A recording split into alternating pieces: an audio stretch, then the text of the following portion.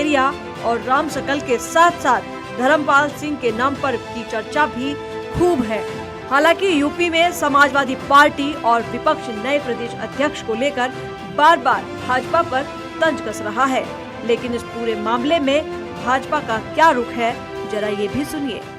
देखिए, जिस प्रकार से उत्तर प्रदेश में भारतीय जनता पार्टी के प्रदेश अध्यक्ष पद पर नियुक्ति को लेकर समाजवादी पार्टी, कांग्रेस पार्टी, इंडी गठबंधन और तमाम विपक्षी दल सवाल उठाने का काम कर रहे हैं, तो इन लोगों को स्पष्ट रूप से जान लेना चाहिए कि भारतीय जनता पार्टी में किसी प्रकार से जातिवाद, परिवारवाद और भ्रष्टाचार नहीं चलता है। भारतीय जनता पार्टी में पूर्ण रूप से डेमोक्रेसी है, पूर्ण रूप से भारतीय जनता पार्टी में लोकतंत्र है और चुनाव के आधार पर ही भारतीय जनता पार्टी में तय होता है कि कौन राष्ट्रीय अध्यक्ष बनेगा, कौन प्रदेश अध्यक्ष बनेगा। लेकिन जहां तक विषय है इंडी गठबंधन के राजनीतिक दलों का, बात कर जाए उत्तर प्रदेश की समाजवादी पार्टी की, तो समाजवादी पार्टी बिल्कुल स्पष्ट है, जिस व्यक्ति को यादव परिवार अर्थात सैफई परिवार जिस व्यक्ति को चाहेगा वही उत्तर प्रदेश का प्रदेश अध्यक्ष समाजवादी पार्टी का बनेगा। और अगर बात कर जाए कांग्रेस पार्टी की, तो कांग्रेस पार्टी बिल्कुल स्पष्ट है, कांग्रेस पार्टी का राष्ट्रीय अध्यक्ष, प्रदेश अध्यक्ष वही व्यक्ति बन सकता है जिसे गांधी परिवार चाहे, और गांधी परिवार के आधार पर ही कांग्रेस पार्टी चलती है।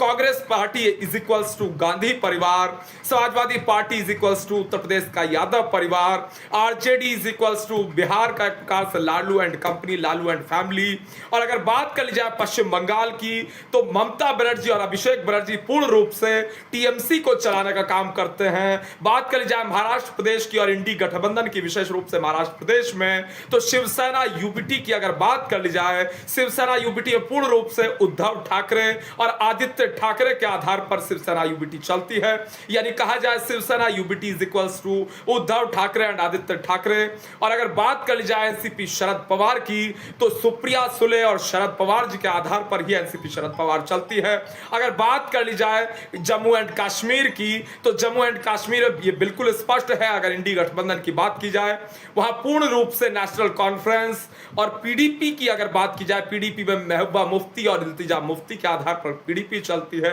नेशनल कॉन्फ्रेंस में फारूक अब्दुल्ला और उमर अब्दुल्ला के आधार पर नेशनल कॉन्फ्रेंस चलती है। आम आदमी पार्टी की अगर बात कर ली जाए, आम आदमी पार्टी पूर्ण रूप से एक व्यक्ति के आधार पर चलने वाली पार्टी है। यानी कि बात कर ली जाए अगर आम आदमी पार्टी की, तो Aam Aadmi Party is equals to Arvind Kejriwal. तो एक कम से कम भारतीय जनता पार्टी पर सवाल खड़ा ना करें तो शायद बेहतर होगा, इन्हें अपने गिरबान में झांक कर देखना चाहिए। ये जातिवाद, परिवारवाद और भ्रष्टाचार के आधार पर चलने वाले राजनीतिक दल हैं, ये भाषावाद, क्षेत्रवाद के आधार पर चलने वाले राजनीतिक दल हैं। तो मेरा निवेदन रहेगा कि कम से कम इस प्रकार की उलझुल बयानबाजी ना करें और अपने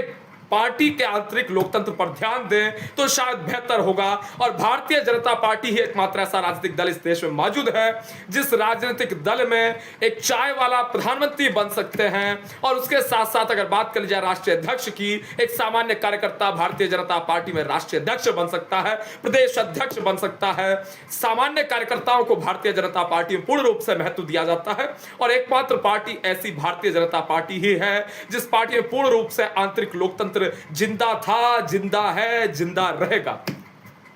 प्रदेश अध्यक्ष के चुनाव में विलंब के दूसरे पहलू ये भी हैं कि प्रदेश अध्यक्ष के साथ ही